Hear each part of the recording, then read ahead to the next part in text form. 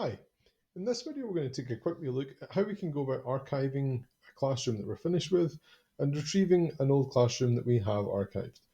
So archiving is a really useful way just to tidy up your classroom at the end of the year, and it also ensures that those pupils who you have this year and are going on to classes next year don't still have their old classrooms cluttering up their classroom homepage.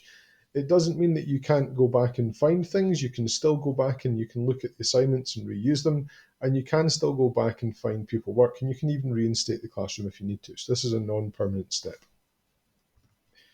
Let's take this classroom here.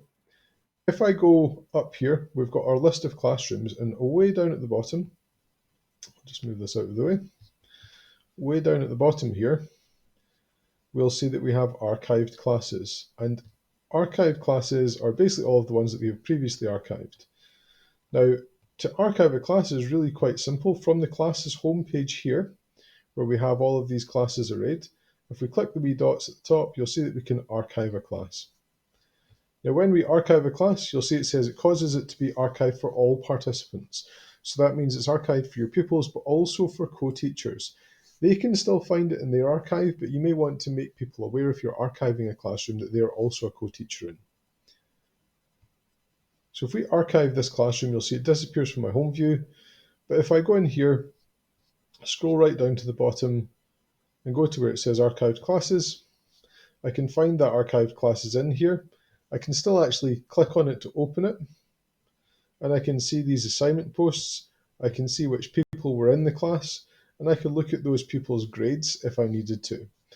This is vastly preferable to having pupils just leave your classroom at the end of the year, because if they do that, it becomes very difficult to go back and find their grades, which then disappear from the gradebook.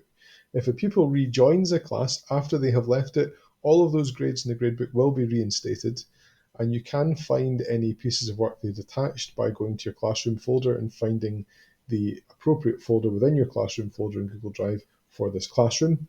But generally, it's best to say to your pupils at the end of the year not to leave your classroom and simply to archive them when you're finished with them. Now, if I wanted to, I could go back down to my archive classes here, and I can click on the wee dot at the top here, and you'll see that I can restore that classroom.